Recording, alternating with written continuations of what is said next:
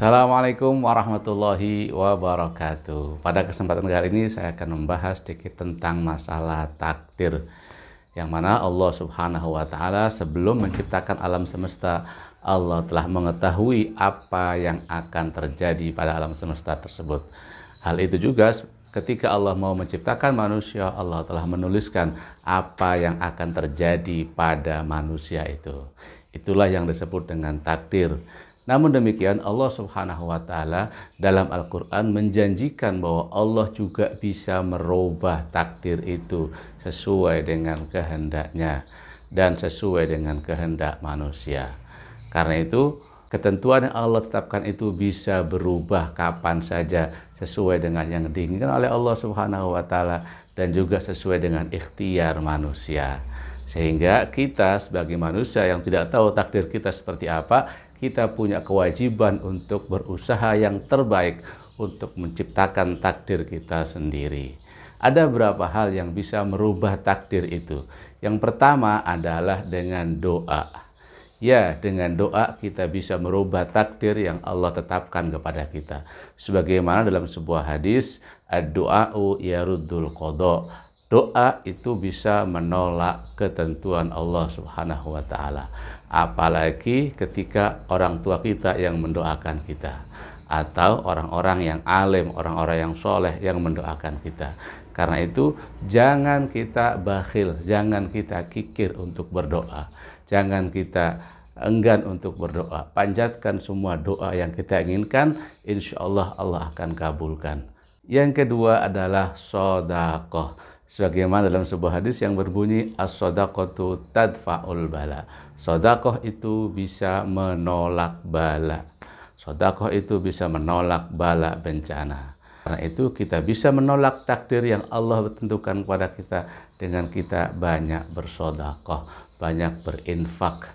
Niatkan setiap sedekah yang kita berikan itu untuk kebaikan-kebaikan kita, menolak bala dan lain sebagainya. Yang ketiga adalah berbuat kebaikan. Al-hasanatu yudhibna sayyi'at. Kebaikan-kebaikan itu akan menghilangkan kejelekan-kejelekan. Ini juga berlaku untuk takdir. Artinya ketika kita banyak berbuat kebaikan, maka dengan kebaikan-kebaikan itu Allah Subhanahu wa Ta'ala bisa merubah takdir kita. Sebagaimana dalam sebuah cerita, ada 3 orang yang masuk ke dalam gua, kemudian dia bertawasul dengan kebaikan yang dia miliki, yang dia kerjakan, kemudian Allah Subhanahu wa Ta'ala mengabulkan doa-doanya. Yang keempat adalah dengan taubat atau dengan istighfar, dengan kita kembali kepada Allah Subhanahu wa Ta'ala. Setelah kita melakukan perbuatan dosa atau perbuatan salah, maka kita kembali kepada Allah Subhanahu wa Ta'ala dengan beristighfar. Karena istighfar itu memiliki faedah yang sangat banyak sekali. Istaghfiru rabbakum innahu kana ghaffara yursilis sama alaikum midrara wa yumditkum bi amwalin wa banin wa yaj'al lakum anhara. Istighfarlah kepada Allah Subhanahu wa Ta'ala. Sesungguhnya Dia Maha Pengampun. Allah akan memberikan kepada kamu limpahan rahmat, di antaranya menurunkan hujan, yursilis sama alaikum mudrar, wa yumditkum bi amwal, memberikan harta, wa banin, dan anak-anak, dan lain sebagainya. Yang kelima adalah bersilaturrahim atau menyambung hubungan persaudaraan kita, menyambung persahabatan kita. Kita menjalin koneksi dengan orang lain. Nah, silaturahim ini sangat dianjurkan dalam Islam. Karena itu kita harus nantiasa berusaha menyambung hubungan persahabatan kita, hubungan kekeluargaan kita. Apalagi hubungan itu telah terputus, ini lebih tinggi lagi nilainya di sisi Allah Subhanahu wa Ta'ala. Orang yang bersilaturahim ketika hubungannya telah renggang atau telah terputus, maka itu sangat dianjurkan.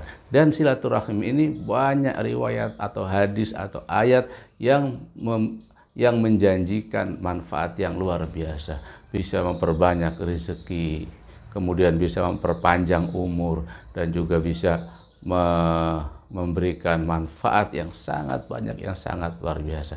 Karena itu kita juga dianjurkan untuk senantiasa menjalin hubungan, menjalin silaturahim dengan siapa saja, khususnya dengan keluarga kita. Yang keenam adalah dengan berbaik sangka dengan husnudzon kepada Allah Subhanahu wa taala, sebagaimana dalam sebuah hadis qudsi yang berbunyi, ana inda dzanni abdi bi, aku tergantung sangkaan hambaku kepadaku.